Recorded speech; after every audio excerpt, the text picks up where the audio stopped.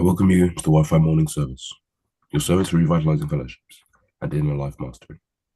I encourage you to allow yourself to partake fully in every aspect of this service and experience growth with us. Wi-Fi serves to reveal our divine identity, advocates Christ culture, and equip humanity for the relevant engagement in life and ministry in an atmosphere of unconditional love, trust, faith, and spiritual power. Our mission is to influence the mindset change through the revelation of humanity's oneness with the divine, and to equip individuals with the truth of who they are, the intent of having us firmly grounded, those empower others to be impactful in every sphere of life. Our core values: unconditional love, uplifting spirit, integrity, selflessness, trustworthiness, and tenacious devotion. We believe that all life begins and ends within the triune Godhead, and all of humanity is spiritually included in the love and life of the divine. We believe that this inclusive relationship is delivered timelessly, sustained, and guaranteed by the nature of the Father who fills all things. We equally believe in the urgency to make mankind aware of the good news of their redemption, from the inferior expression of life to the most attractive and abundant life possible.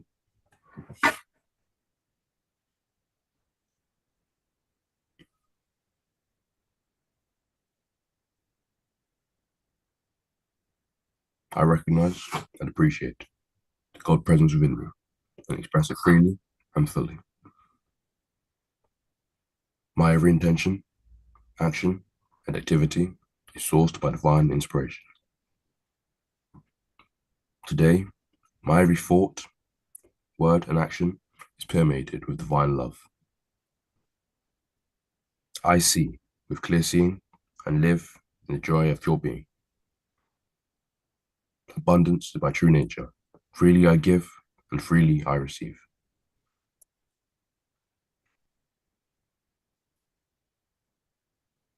I give myself permission to reveal my true greatness. Infinite wisdom and unconditional love are now active in all my affairs. Perfect peace fills me with joy and expresses as my life. I live and give from the realm of inexhaustible good. My word is energized and actualized by the power of divine intention. In all things, I am grateful.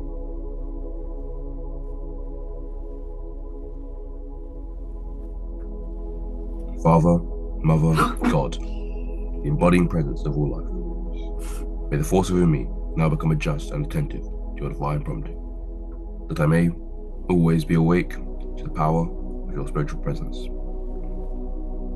Father, Mother, God, live my entire life in the conscious union of you, renewing me daily in a spirit of love, forgiveness, and fullness of joy. From this body, temple of me, which you live, let your goodwill shine forth through my aura, redeeming, consecrating, perfecting all I see, touch, and relate with. All of the holy thoughts of my Father, Mother, God, take up the wings of the wind, and in the flash of lightning minister as angels to my soul. God, you are the light, the power, and the eternal blessing. In you I live always, and to you be the glory forever. Amen.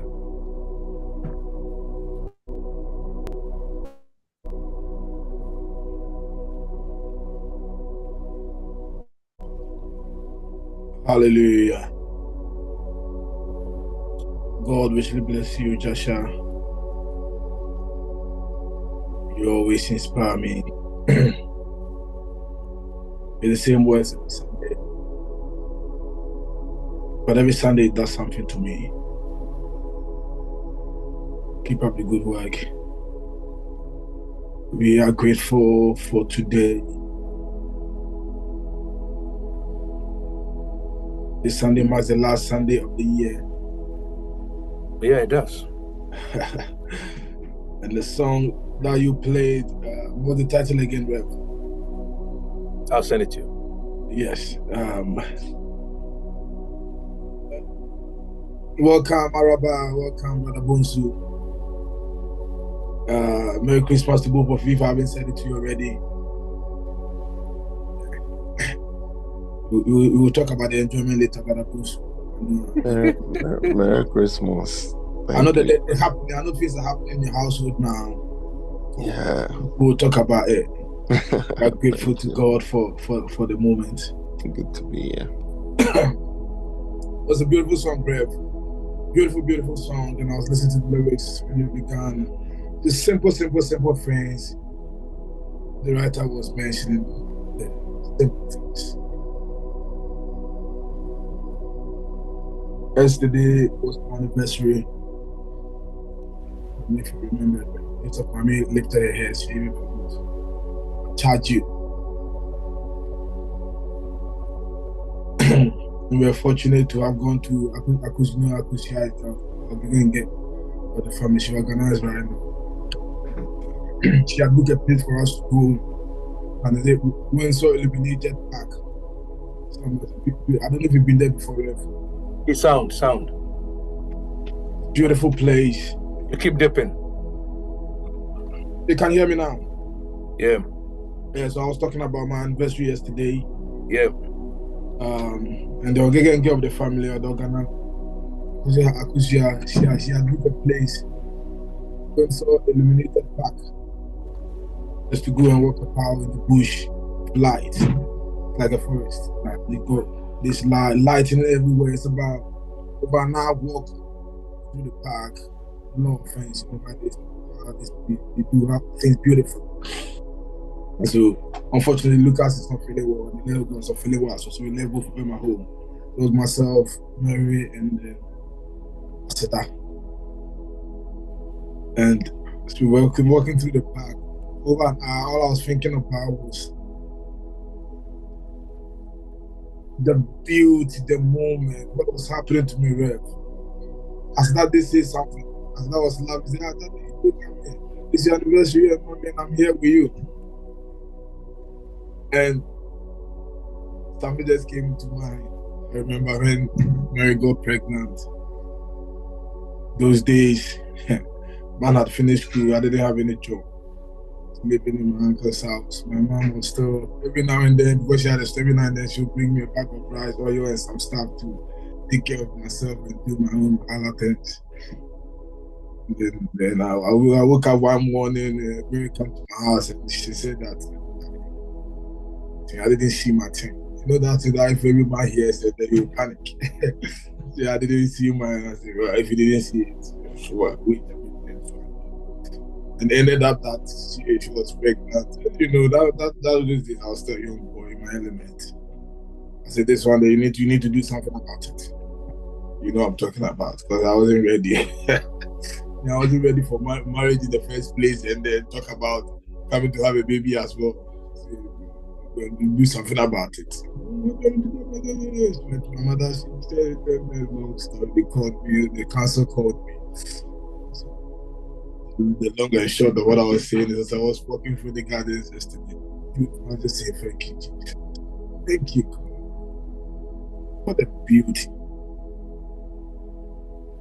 Sometimes you can, and it's a normal thing.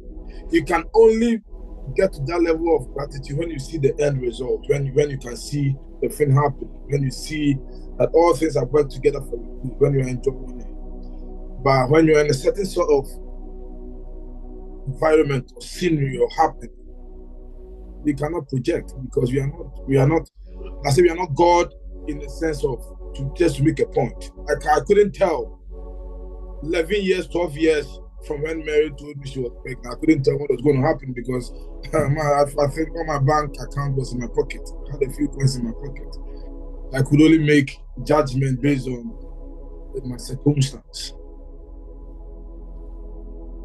Yesterday when I was working for the car, they were enjoying themselves, taking pictures. You know, Mary and us taking pictures, enjoying the snow. They've got this artificial snow, beautiful.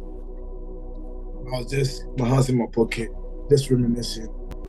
The years gone.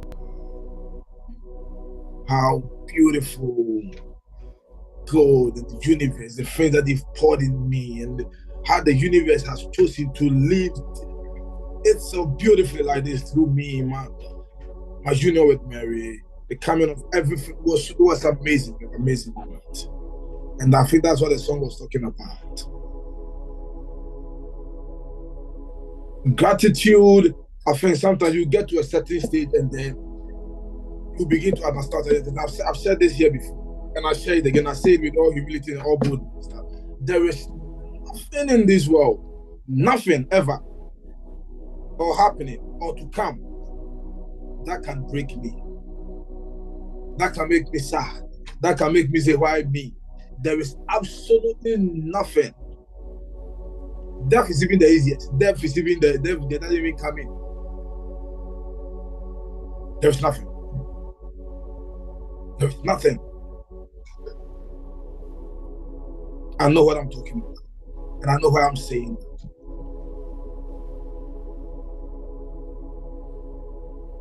Gratitude has become an environment. I wake up in gratitude. I wake up and it is just being grateful.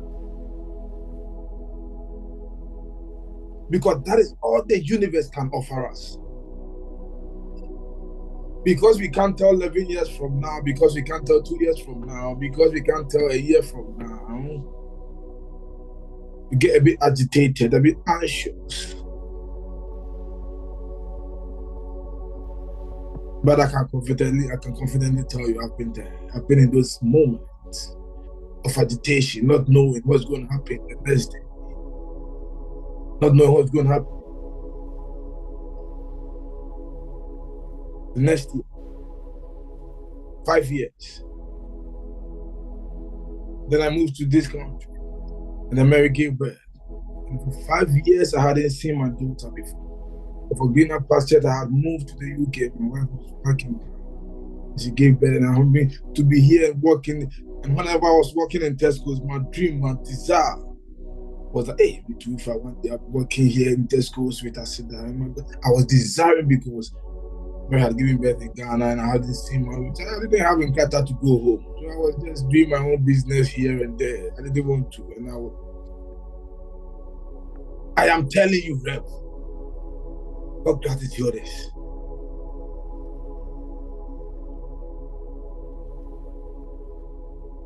It's working in the gardens with us. I'm working in Tesco with us. That the thought drops. Hey, if she does not buy me, they say, shut up, I'll buy you anything. And then I'll quickly remember, I say, I'll buy for you because that's what I was trying. Then I said, no, see, I want this and I'll buy. But because you see, if you say I want it, I don't buy.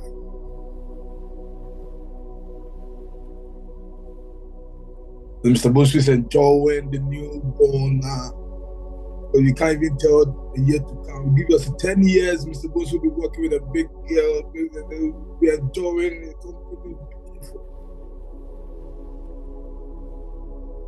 We are grateful that your daughter is 10 years, 20 years, and you're enjoying her company. Because I know how it all works out. All things work together for us. The universe works together for us. This year has worked together for our good.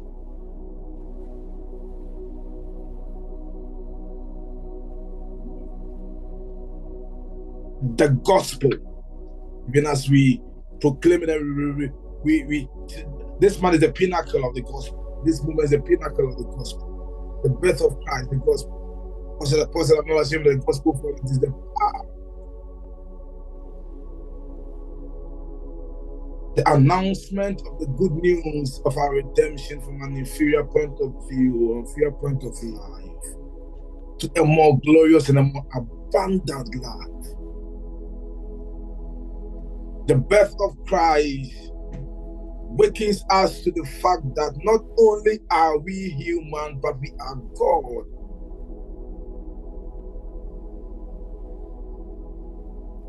That we are more spiritual than human.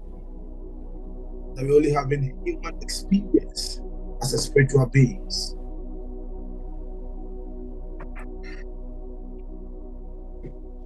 When you come to terms with that, anything that happens in the physical becomes insignificant to you. And when anything that happens in the physical becomes insignificant, you have no cause to not be grateful, because you know that at any moment in life, you can call for things that do not be as though they were.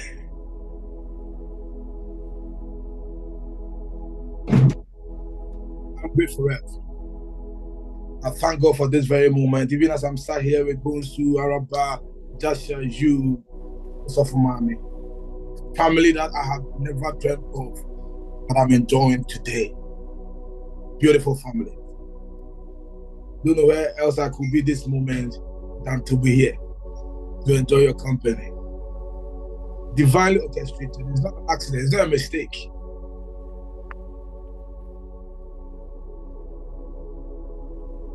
We thank God for the dawn of a new experience. Because we are yet to experience another side that we have not yet experienced. It will blow our minds. I'm not talking about next year, I'm talking about the next seconds and minute that is coming. For the entrance of His word, as I always say, brings something to us. That's something to me.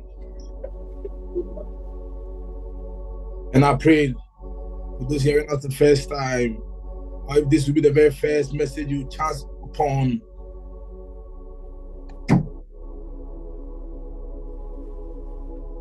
may you embrace, may you appreciate your God essence, because that's all Christmas is about.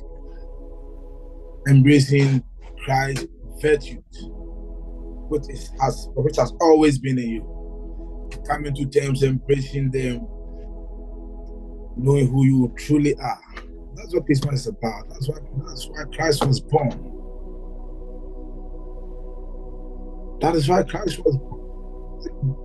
Christ was in bed so that we be saved. When we said the Lord, before Christ was born, Mr. Nemo, the man they named me after his grandfather, he was living before. So appreciated of God, enjoying his life.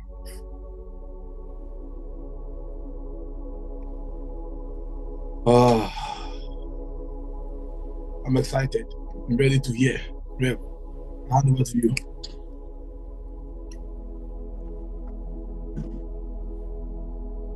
Thank you very much. Can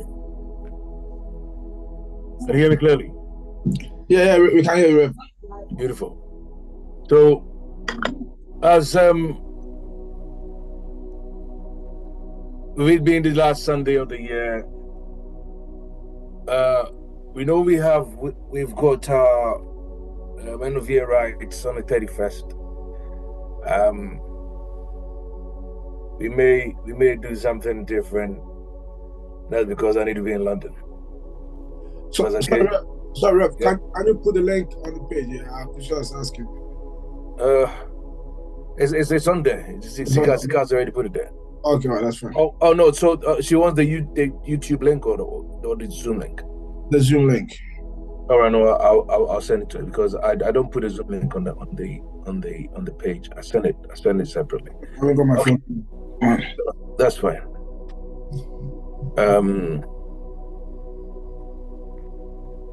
Give me 1 sec.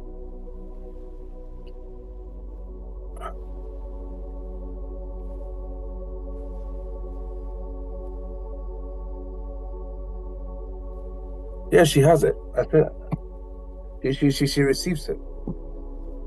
She should have it. It should be a message. That means she doesn't check my messages. She checks my messages. She should have seen it. She has it. Okay. So we will the end of year right. I'm going to be in London. That's okay, we'll be in London. So we will figure something out. We figure something out. But I'm bothered about today for now. And we are here. with it being the last Sunday of the year, I always have something to say. But once again, thank you. I think I felt in the energy, in the spirit of your submission earlier on. I just want to open the floor for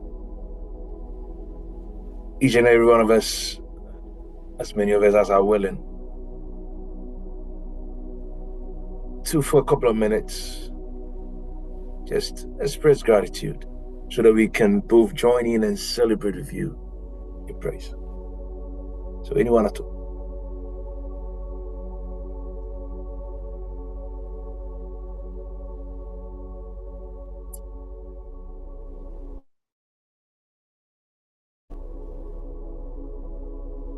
What's been the highlight of your year? What's resonated most with you this year? What are you grateful for? So I'm grateful for the wind against my face. What are you grateful for? Barbara says that she's grateful for family. Wow. Grateful for the birth of AJ. Ken AJ.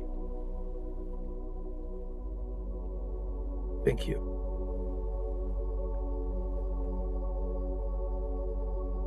And I know Mr. Wunzu will share similar sentiments. What has this year been for you? What are you grateful for? You all make my life easy and beautiful. Thank you. You make my life beautiful as well. And you know what?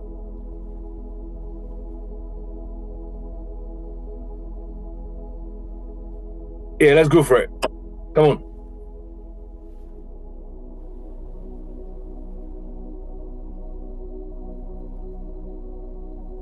Well, I'll just share. I believe I shared mine last week, but probably repeat. I was sat there, and even this morning I repeated it. So many things, key things. Sometimes I always say that you take it for granted, the things that we experience, the love we experience, the amazing things that look very insignificant in our lives, but are great and amazing. I launched my hair care line this year.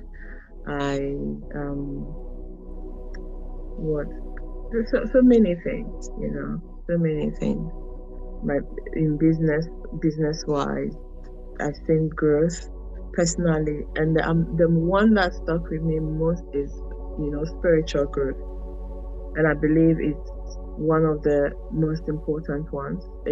Every year I have different goals for different aspects of my life, and this year has been a good one as well, and looking forward to even a higher growth next year.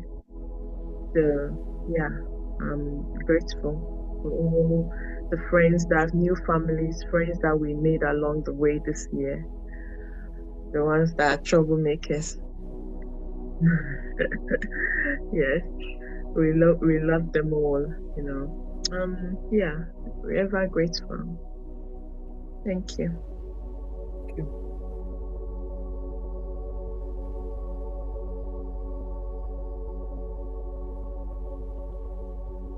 Jay, what are you grateful for?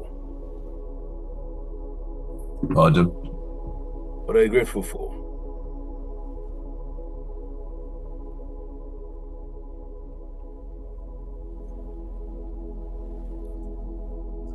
Access to education. Come again? Access to education.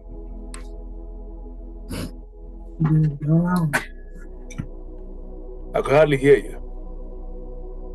Education. You're grateful for education. Okay.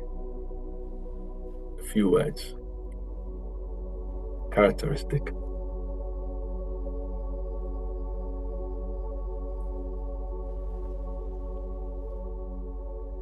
Okay. So we have been on about conscious evolving. On Christmas Day, we talked about birth of Christ virtues in us. At the end of the service, I'll let us do something significant. The benefit of those who were not able to join us.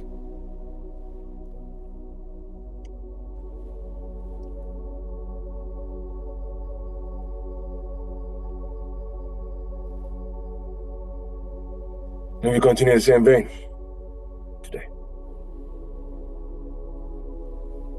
The finale. Well, what have you learned so far?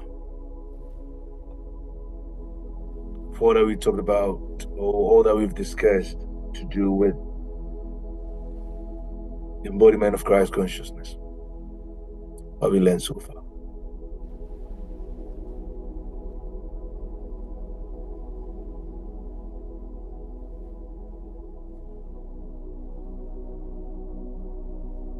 What have we learned so far? Those of you who are going to look in your notes. Mr. Bonsu says that he is grateful for the Wi-Fi family that he's made. Grateful for your life too, sir.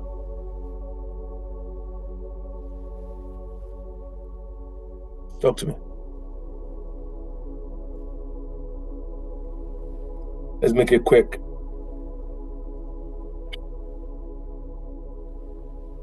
Ow.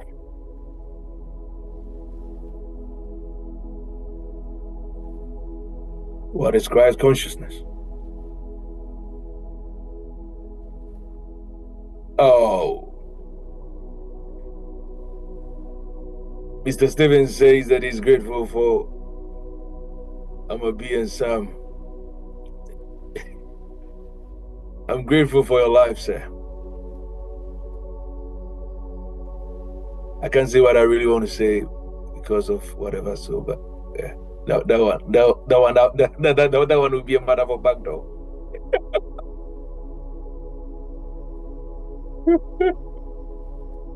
All right, so what have you learned so far? Christ consciousness. Take it away.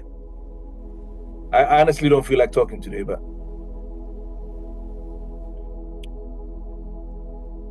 It's like you have our notes. Every year you have our notes with you. The Wi-Fi notes is falling water, so. You relocated, so you can't find the notes. You see, you have relocated to other shops, so my notes is still in details. I was just speaking around too, but it's not here. Anyway. I mean, Christ consciousness is you know, it's Wi-Fi food. It's all that we know. I mean, honestly, just knowing the basics, knowing and understanding that God or the universe cannot be against himself. It cannot be possible for God to be against God. Embracing, working in that awareness of who you truly are and what you carry. That you're never short, or you're not short of whatever that you know of God. Jesus said, the glory you give me, I give also unto them. I think in the past we have said it, that if the glory of God, all that God is, all that God can ever be, is giving it to you. You are. What more? What less? Knowing that, really, as Jesus said, that I and the Father are one. And with the limited understanding of the Pharisees and the Sadducees, they pick up stones to stone him. And he asked them, of which of the good works do you stone me for? And they said, the good works you stone you not. But that you being a man, you create yourself to a divine being. So Jesus praying for his disciples, which I think John 15 or 16. He said, I give them the word is against. So you know what the word is. I and my Father are one. which in essence, he wasn't talking about I'm as a person walking on the face of the earth in those years as Jesus or Joshua. I prefer to call him Joshua now more than Jesus. It just put clarity to what I do want to say, not for any reason. You can choose call him Jesus, call him Joshua. It helps me. But in essence, drawing mass attention to the fact that, right, if you have seen me, you have seen the Father. You and the Father are inseparable. Hypostatic union. One big word that I've learned from you. Hypostatic union. With the Father, inseparable union. I think sometimes we are quick to embrace it theoretically. But when it comes to being able to live it, as Christ led his life, that is where we tend to fall a bit short. Because we want, that's my personal saying, some of the time we want to help God, we want God to feel good, to be good. So for me to act in the capacity of God, like walking about, and saying, hey, you see, it's the fear of the unknown raising your shoulders, you thinking that you've done it all by yourself, you've achieved all by yourself, you have to give glory to God. Those statements, brings that difference. Okay, there's God somewhere. To all that effort, all the things that I have done, I've achieved, I have to give that glory to somebody because he helped me to do it. We are not able to have that mindset of doing. And I was saying this to I think my wife was close. When I wake up in the morning, the first thought that comes to mind, I carry it. If I wake up in the morning, I have a business plan, I go straight ahead and do it. So back in the days, I'll go in and I say, I'm going to pray over it and see if it's God's plan. I wake up in the morning, the first thought that comes to mind is God, thinking, it can't be any other way. If I wake up in the morning and I feel like having sex with my wife, well, politeness to God, but that is what the Spirit is feeling at the moment. That is what the God in me wants to do. It is God in action. I cannot have a separate thought from God. God cannot have a separate thought from me. For who have known the mind of Christ, but you.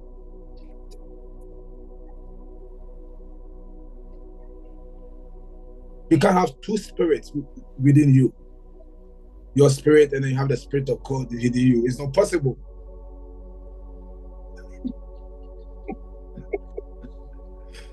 You have but one spirit.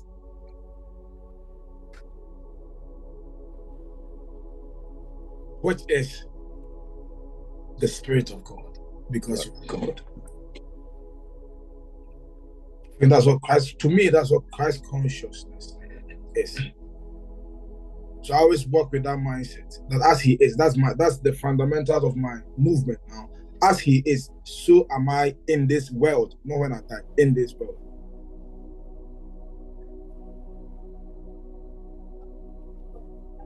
And so if I'm sick, I don't have to go and pray that God heal me. Get my ass and go to the hospital. Get my medical, because I work a lot. I go to work, I eat, sometimes I eat food that, you feel like it is normal. Getting sick is normal. Go to the hospital. The mind of God is abundant in the hospital. The mind of God is displaying in the nurses, in the doctors, in the cleaners in the hospital. All the people in the hospital displaying the intellect of God. I go there and I participate in that. And I come back home.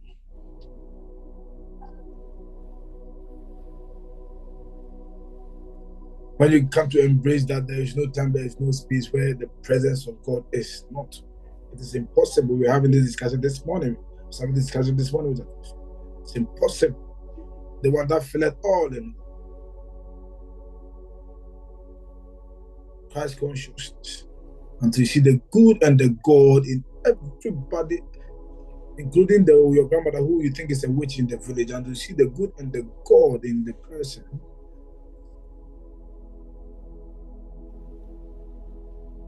I think I'll end it here and then so I'm going to say something. For me, Christ consciousness is what I've learned so far is understanding who we are, you know, knowing who we are, that nothing, and it comes back to the lessons we did and what it means to be human. You know, we are perfect in every way.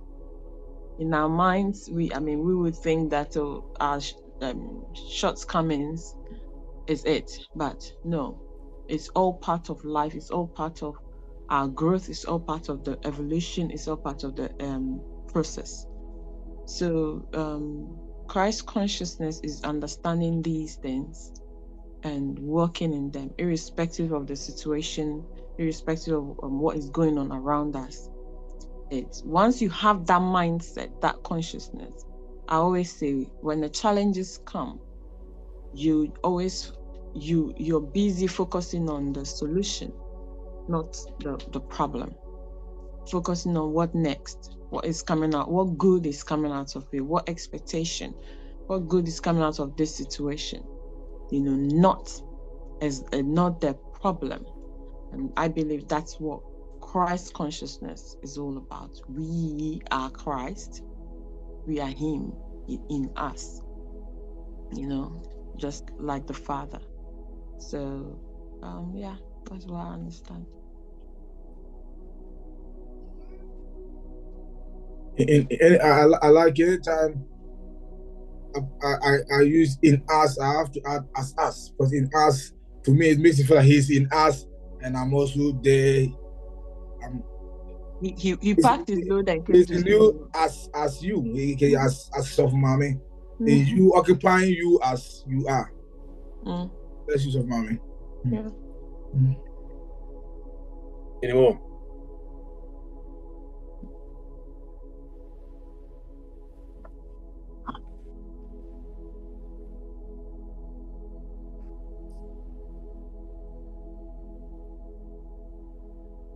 Talking about that. I will time this some more. I think this topic is related to us discovering or coming back to our true identity, embodying our true identity or discovering our true identity. Just as Christ, the human that walked the face of the earth,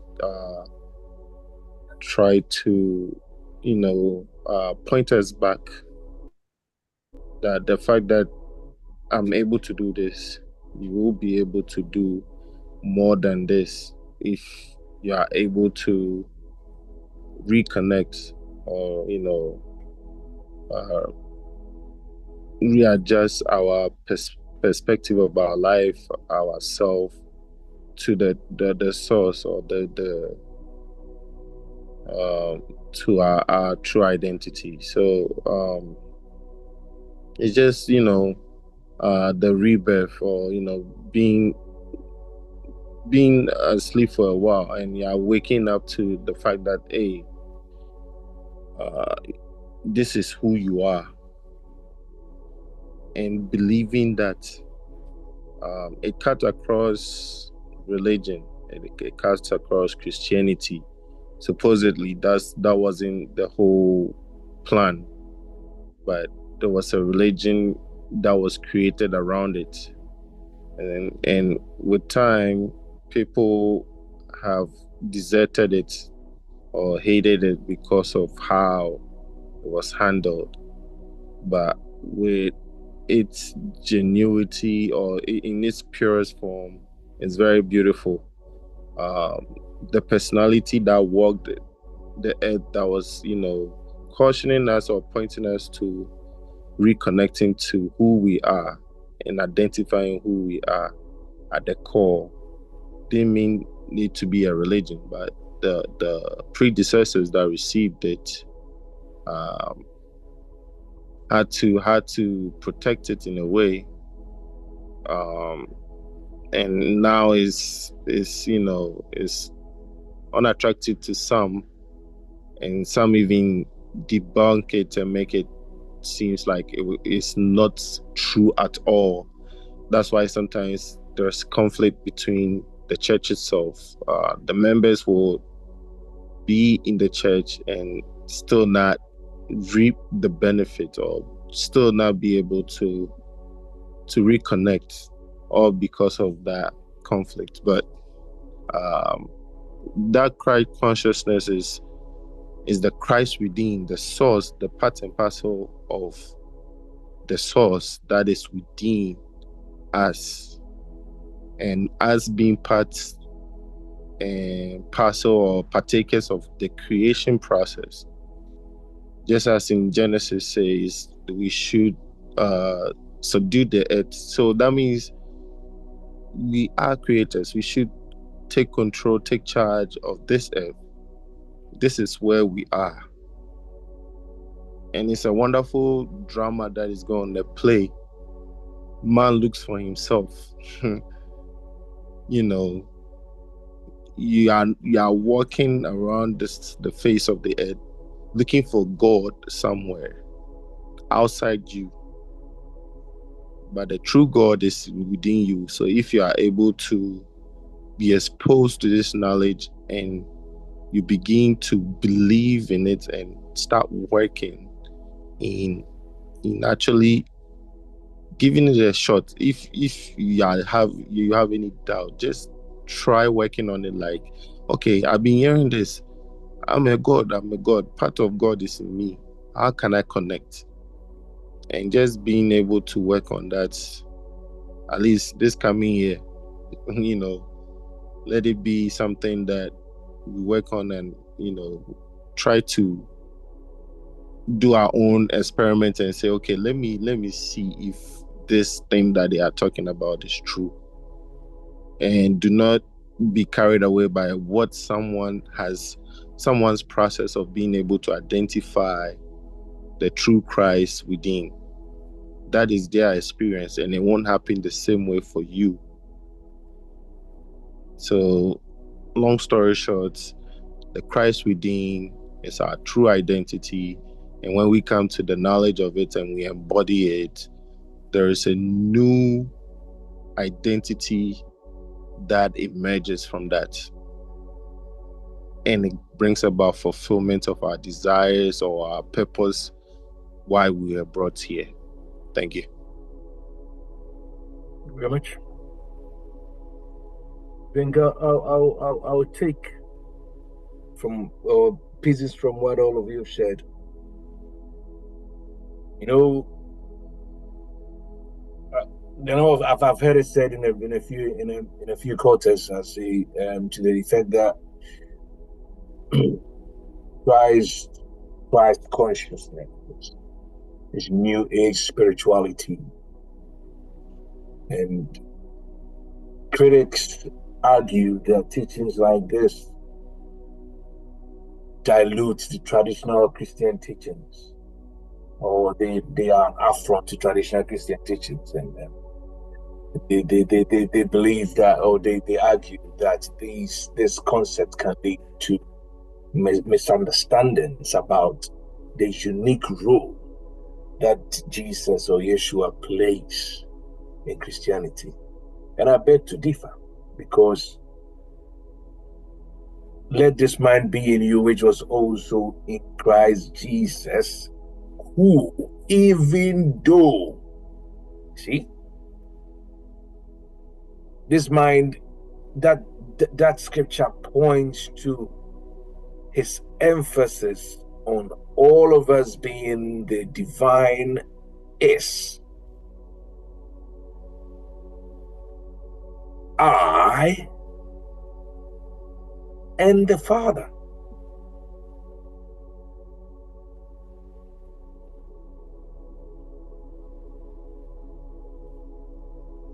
He says that now that you've come to this truth, you're no longer servants, because the servant doesn't know what the master does. But you are me.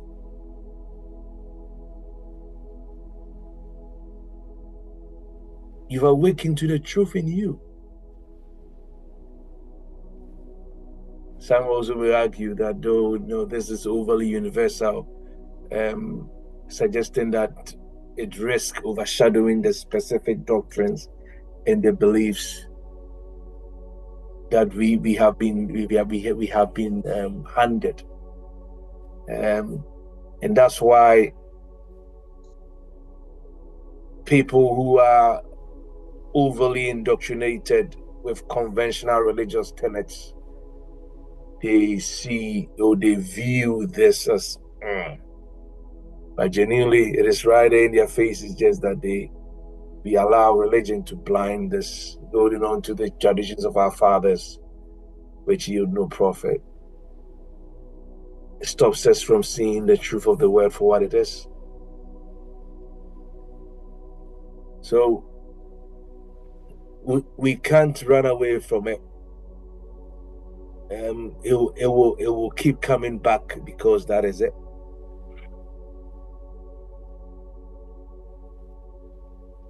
That is it. So it's not New Age at all, in any way. It's God age. In as much as it's been purported to have its roots in spiritual or metaphysical teachings, it is exactly what Christ taught. It's been since first century or even beyond. And mystics and philosophers have taught and used this.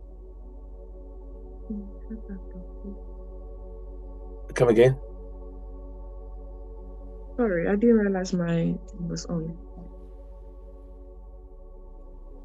So it's been taught by philosophers and mystics.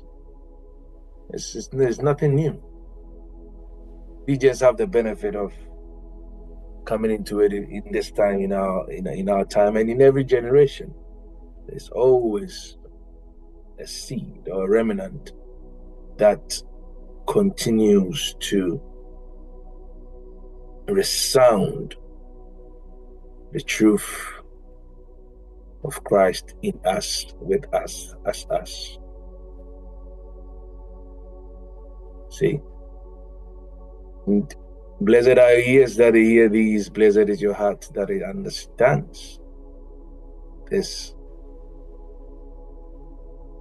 and all that it symbolizes. Because, in all fairness, that is what Christmas, in my opinion, is all about.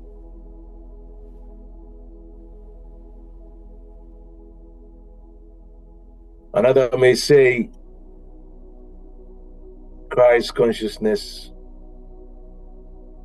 is synonymous with self-realization, oneness, if you want to call it nirvana or samadhi or spiritual enlightenment, is the same thing.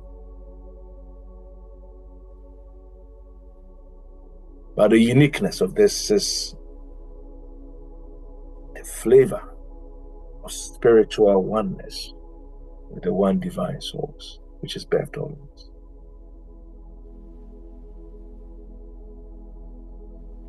What did Jesus come to do? He came from heaven to earth to show the way. What was the way? The way to where? The way back to yourself. To the Father in you.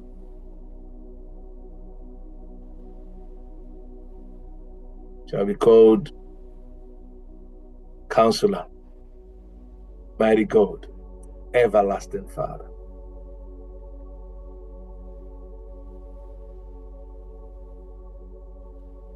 As an example, or he came to exemplify the divinity of every single human being.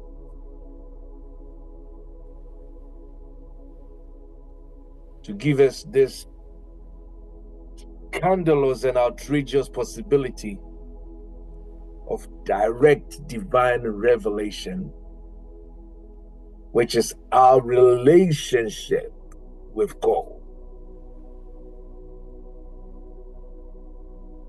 Relationship with God. That's a static. That's what I call justice.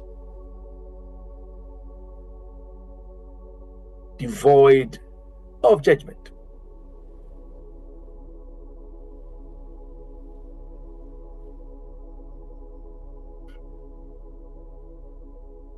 Back to what Apostle Paul said again. Who being in the form of God thought it not robbery to be equal with God, but made himself of no reputation and took upon him.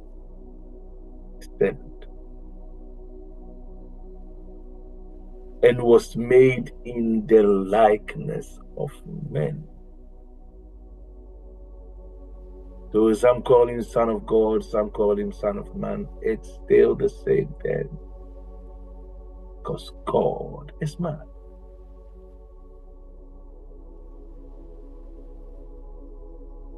Are you with me?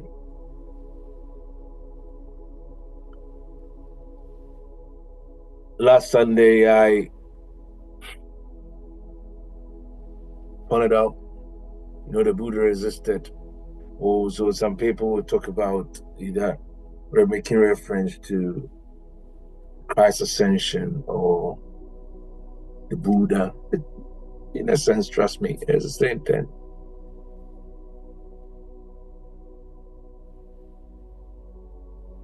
Distinct figures, because even people, I'm not sure, obviously, most of us will know, just as Jesus Christ or Christ is not the surname of Yeshua, Buddha is not the surname of Siddhartha Gautama.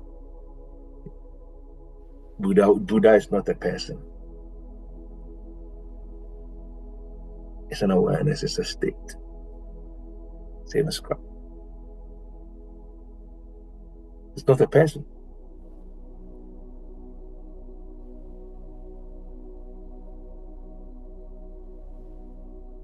Or you see images of people saying, oh, this is the Buddha, this is the Buddha. It's the same as we say Jesus the Christ. So it's Siddhartha Gautama, the Buddha, the consciousness, the awakening,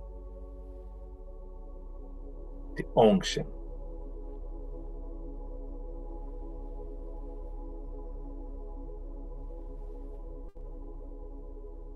I was reading a document a few months ago, and someone was explaining,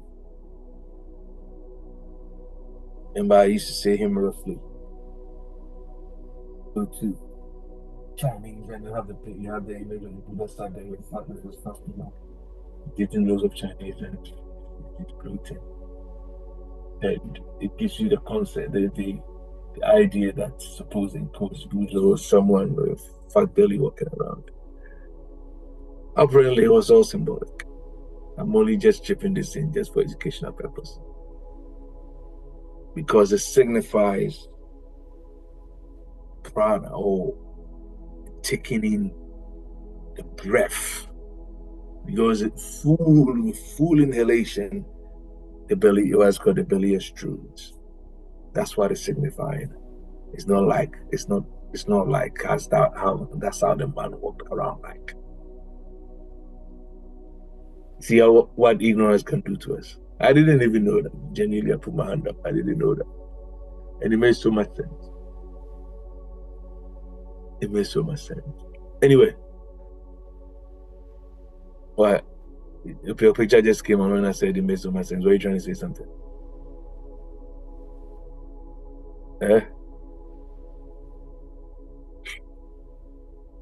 No, I wasn't saying anything. Okay. So no, but why do I bring this in? These are two representations or two depictions that have got more similarities than differences.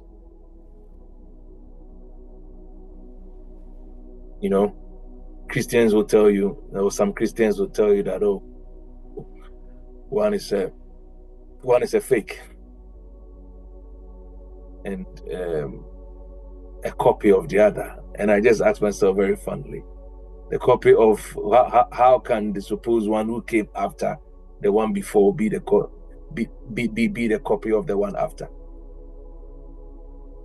It's like someone saying that I'm a copy of Jasha. It doesn't make sense.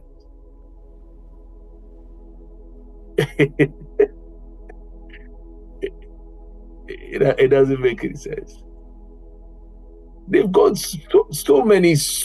I actually put down similar sayings. Like for instance, do to others as you have them do to you, Jesus would say. The Buddha has said in Dhammapada 10:1, consider others as yourself. Same truth. Same truth. If anyone strikes you on the cheek over the other,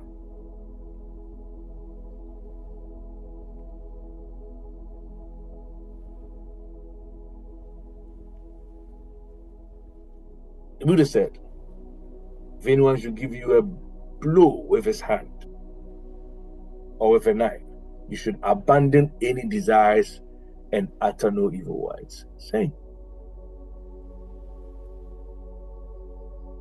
Christ consciousness. Everyone who commits sin is a slave to sin, Jesus will say.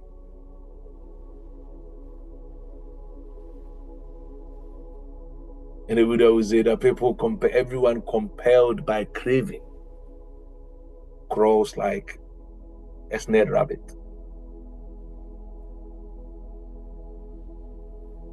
Same teachings. And there's a whole lot more. This awakening is an awakening of the heart, as I said, and I've always said. And it is the integration of opposites, not good, bad, right, wrong. It says, do not judge lest you be judged. However, it's a sacred union of spirit, flesh, the inner, the outer, light, darkness. Non-dualistic unification. Because nature has no waste. Without decay or the process of decomposition, biological matter cannot turn into manure to feed us, can it? Without the decomposition of a seed, it won't bud. Is decomposition bad? Is decay bad? No, it's not. It's all part of a regenerative process.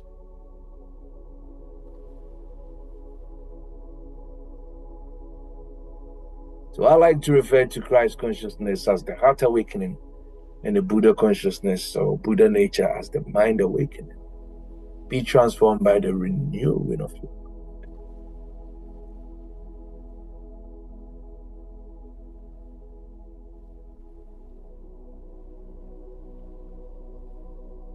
And they go hand in hand. They go hand in hand.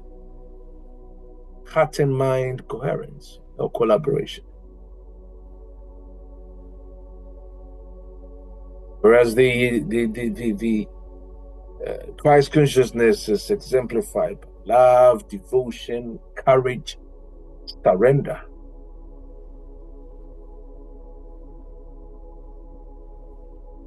Buddha nature also talks about establishing mental clarity, detachment, mindfulness, blended unity, which work independently as well as coexisting or dependently. Last night, I was sat doing writing my assignment and that, and I'm like, oh damn. I think a very good way to wrap this up is to just give us or share with us very simple practices that we can engage in to cultivate. See, cultivate this consciousness, or at least that will allow us, that will put us in the space and the zone to explore it further.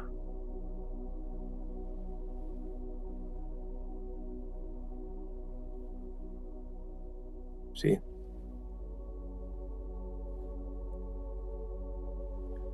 So all forms of organized religion have that kind of prayer, don't they? So that tells me one thing.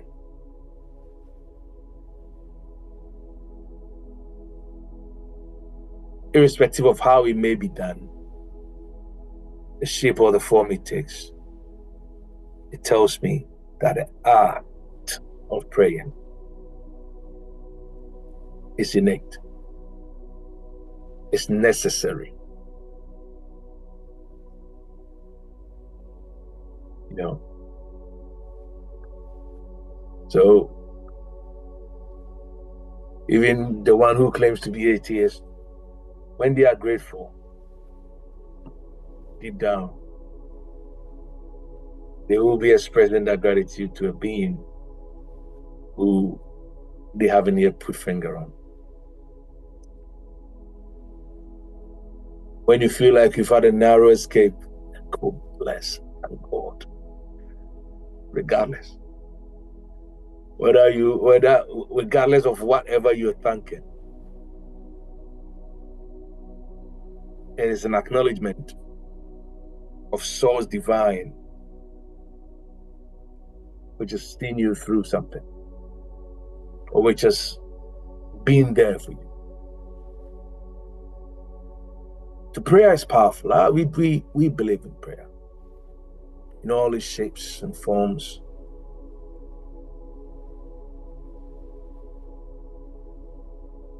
But with it being a communication with the divine being outside of you, I don't agree.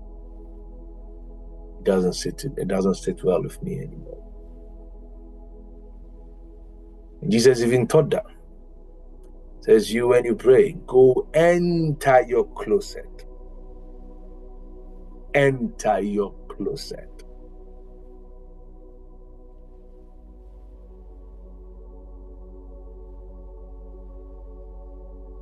Commune with thine self within. Enter your closet. Don't be like the pagans, because they think as a result of their much speaking, they shall be heard. But you, when you pray, don't use vain repetitions, thinking that because you are doing what do you hear? Jesus said that. I didn't.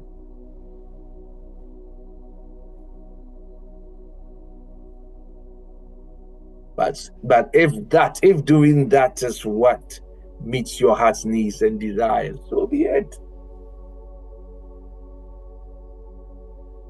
But I don't intend to stick any longer to dry forms of meaningless practices.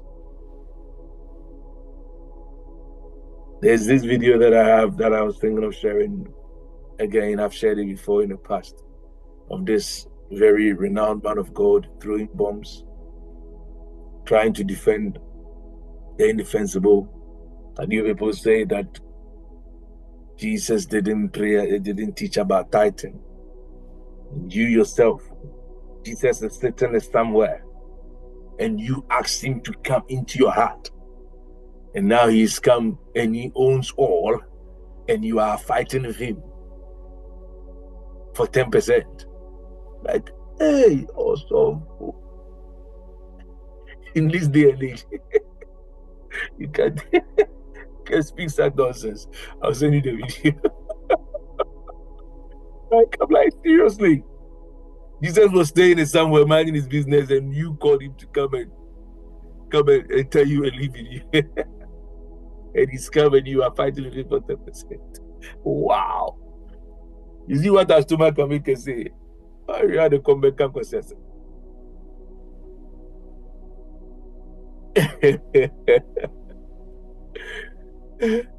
So he said himself that ask and you shall be given. Seek, you are found, knock, and the door is eternally open. He taught us to pray. Prayer, in my opinion, is a practice that you need to constantly engage in to keep alive. In my prayer here, I know that we as a family, we've taught this over the years and we understand what it is. I also say all of this I'm sharing is just that looking at pockets or things that he said, how he lived, and I've picked like key practices from there, which I think will help us embody this. Cultivate. We're talking about mindfulness, but now I've added heartfulness. If being mindful means approaching life from a mentally clear and a present space, being heartful to me means approaching life from an emotionally clear and present space. Talked enough about mindfulness. I want us to embrace heartfulness.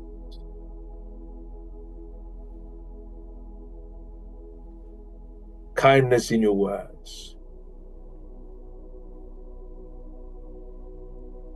Practicing the healing and opening and the tending to the heart. So I breathe, do my breath work, feel my heartbeat. It's so strange. The moment you touch your heart, all of a sudden a surge of compassion goes over you. Try it. Every time you touch your heart, you can't touch your heart and feel angry. It's not possible. Try it. When you're feeling outraged, just gently touch where you believe your heart is. And instantly, you see, focus will go, or energy flows where focus is. You feel a surge of compassion come over you. I do it and I know it works. You cannot touch your heart and rage. It's not possible. It's not possible. And I think psychologically, you know why? When you're raging, when you're anxious, your extremities want to do something. Your hand wants to, action. And when you're bringing it all back in, you will be calm. You will be. I promise you that.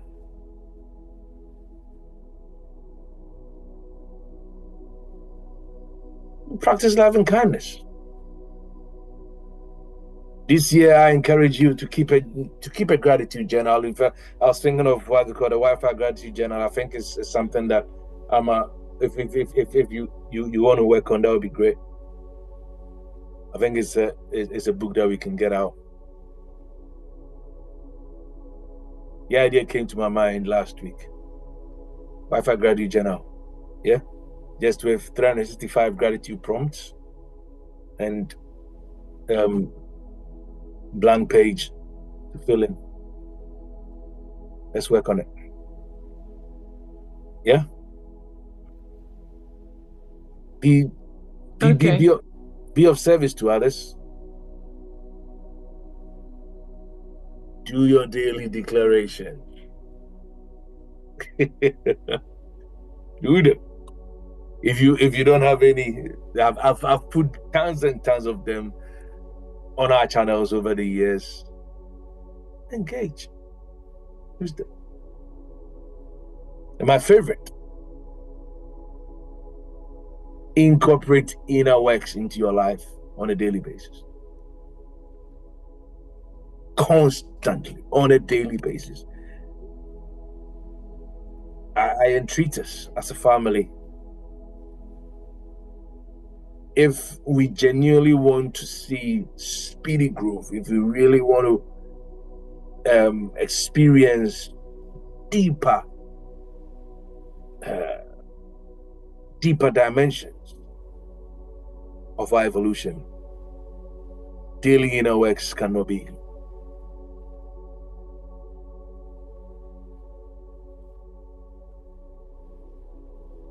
In the Gospel of Thomas, Jesus is recorded to have said that if you bring forth what is within you, what you bring forth out of you will save you.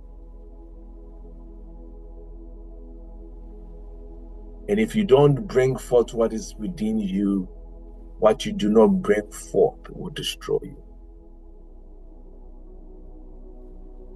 Gospel of Thomas, chapter 4. These words perfectly highlight for me the necessity of inner work. Guard your heart with all diligence, for out of it are the issues of life.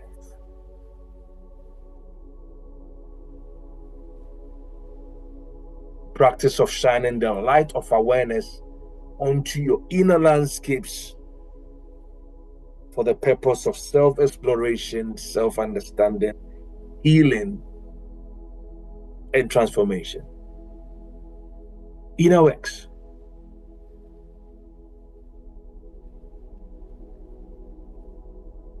When I do inner works, I focus on three main things.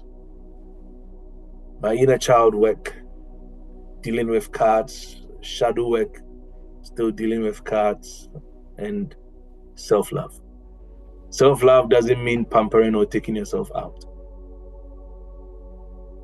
It doesn't mean that. You know, we have self-love, you know, I'm spoiling my self-love doesn't mean that. It doesn't.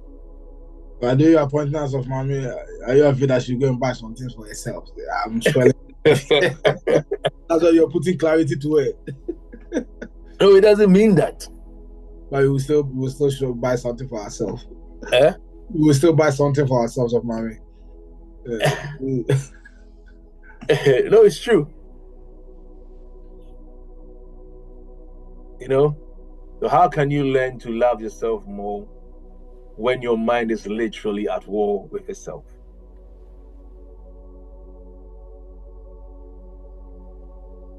How can you learn to love yourself more when you hate what you see in the mirror? How can you learn to love yourself more when your environment is seemingly toxic and depressing? How can you learn to love yourself more when you feel like throwing tantrums and throwing fits? How can you learn to love yourself more when you are with that, when you feel like you are devoid of motivation and any inspiration? How can you learn to love yourself more when people name, tag, and label you with all manner of tags which you look within you and you know that they aren't you? It's not buying yourself flowers. Because that is not self. What the things that we do that we call self-love, they aren't self. They are alter ego.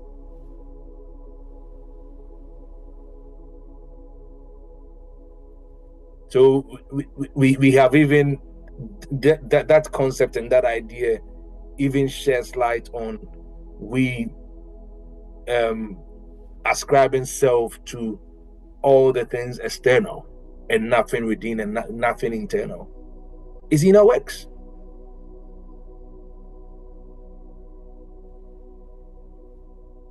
So inner work, shadow work.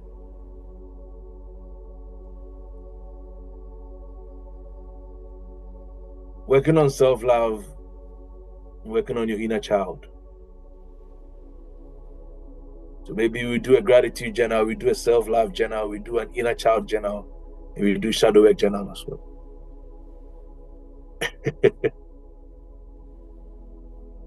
It's practices. You're not here to joke.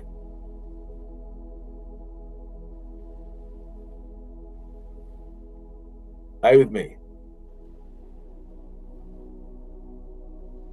And lastly, contemplate on the words that he said. Power in there, and not just he, but many mystics who have lived before and after him.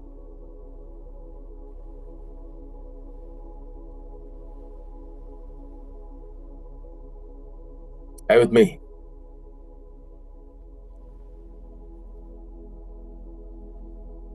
So, what we're going to do, if there is any question, if there is any addition, and what we'll do briefly, Sealing Sunday, so contemplate on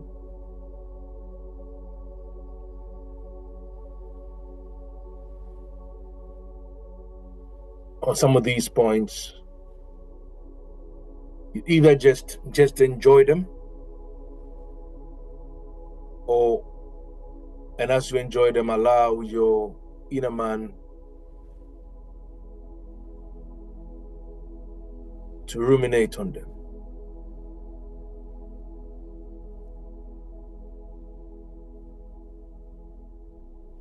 As many as resonate with you, let's focus on the ones which resonate with you.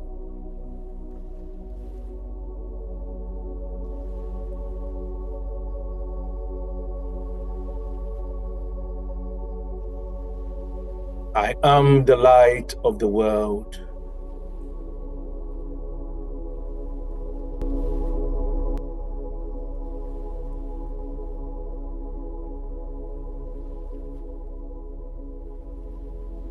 I dwell in light inaccessible.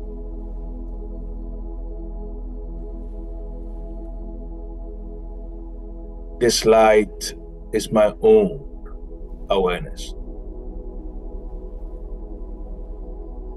And with that, I welcome you to yourself. Allow yourself to gently relax.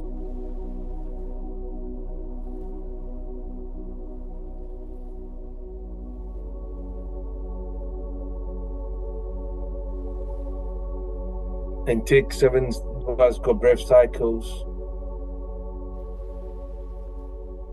Breathe in to the count of 5. Hold it for 4. You breathe out for 7. And you repeat that cycle 7 times.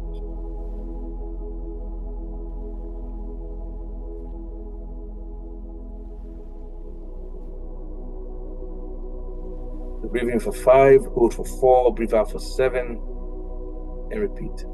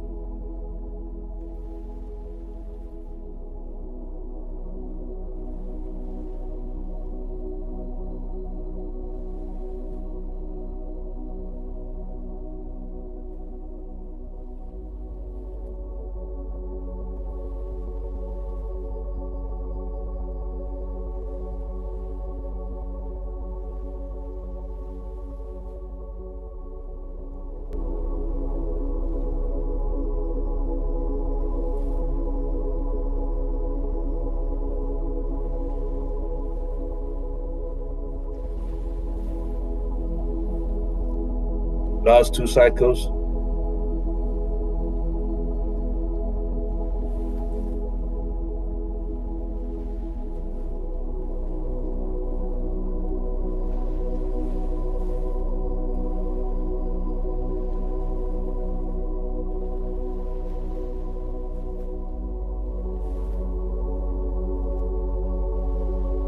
As you so do, observe all the sensations in your body. And I want you to gently open your eyes briefly. Turn your head to the left, to the right, observing as far as your eyes can see to millions of miles away. Close your eyes back up, harmonizing your outer world with the inner.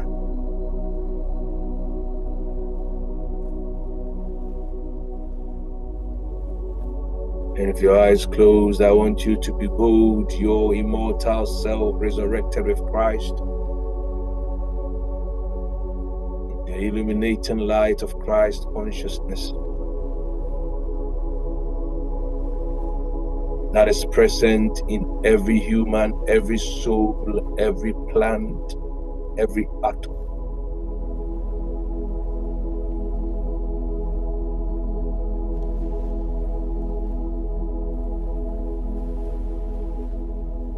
You talk about Jesus, you talk about Buddha, Dharma, when you talk about Muhammad, being it Christianity, Islam, Muslim, what's it called, Buddhism, whichever. These mystics or these saints, these men were only having experiences of unity consciousness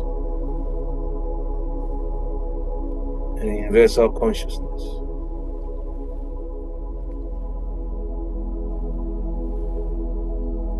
Permit yourself to embrace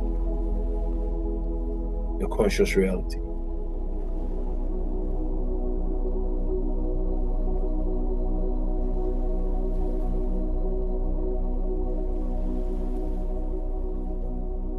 To be merged with the light or to be merged with God is to experience the transcendence which you call enlightenment.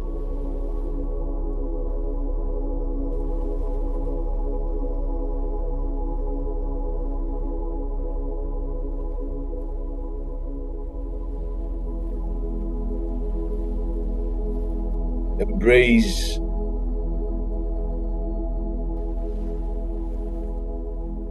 your unity with ultimate reality, because the kingdom of God is within you, as you.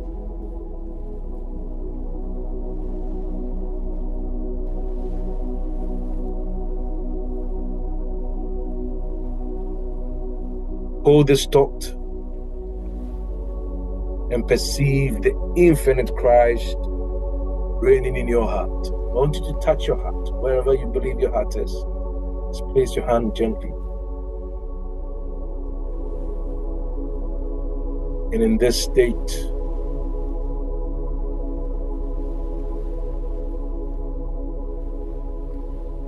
we are pouring love on those who love us not. We are forgiving those who do evil against us or ill against us. You're breaking all mental boundaries of color, creed, race, nationality, and we receive all as of the same one source of life, hope, and truth. Even what we consider to be inanimate, our animal brothers, birds, beasts of the field,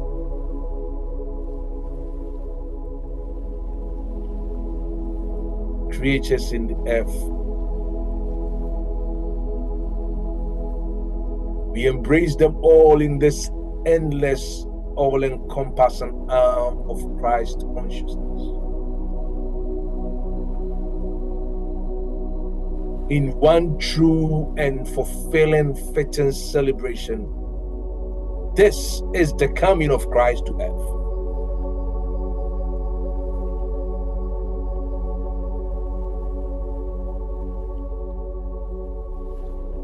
Christ is here as you.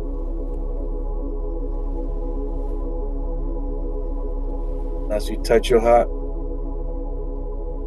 have compassion upon your beautiful self. Feel love to your wonderful self.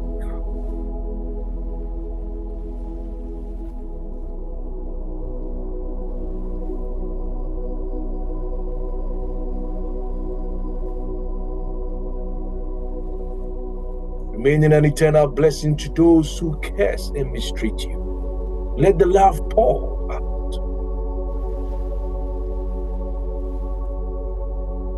With the understanding that God can never be outside of the soul in which he dwells blissfully.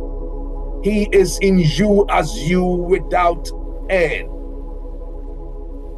Eternity to come.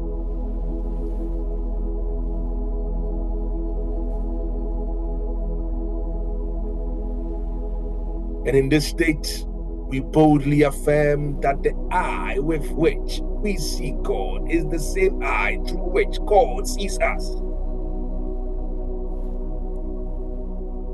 My eye and the eye of God are one eye, one seeing and knowing and one loving.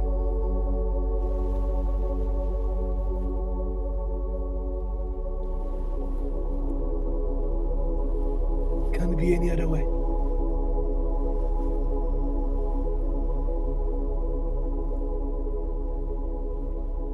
Can't be any other way.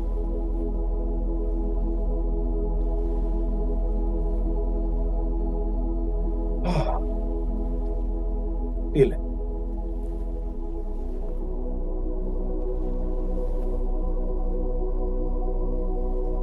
Feel it.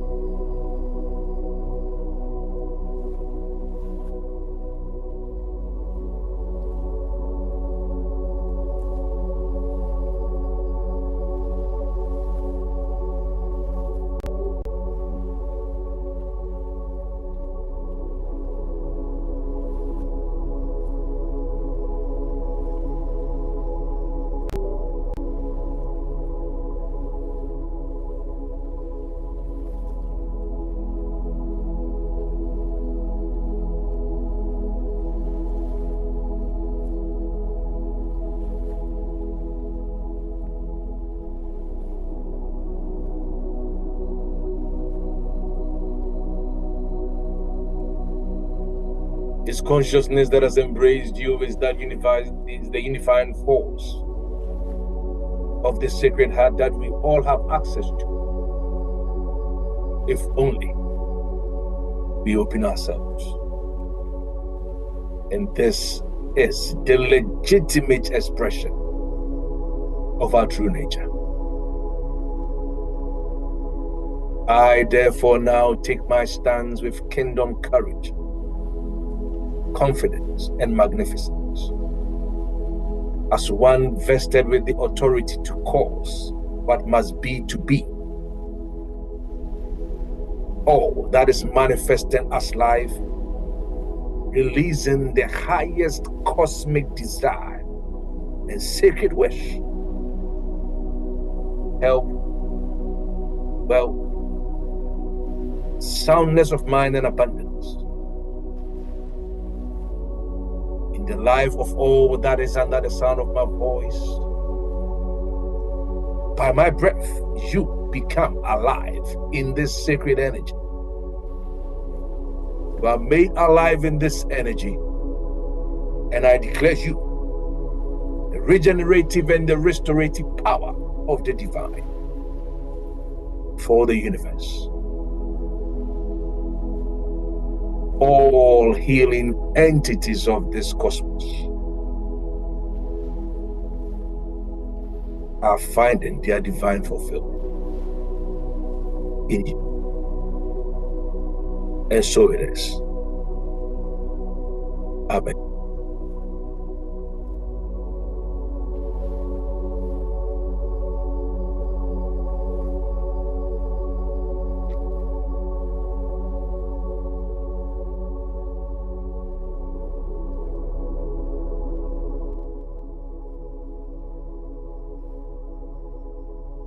And I want you to gently allow yourself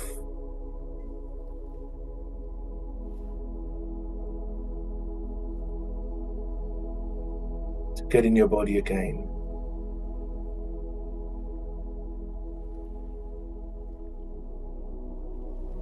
Rub your palms together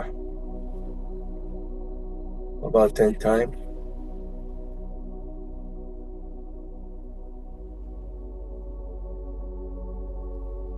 Put it over your face.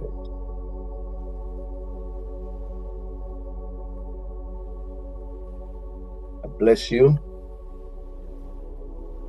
Bless you. Peace.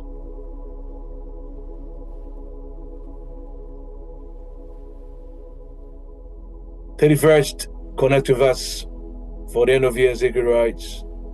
It's going to be supercharged. I love you. And there's nothing you can do about it.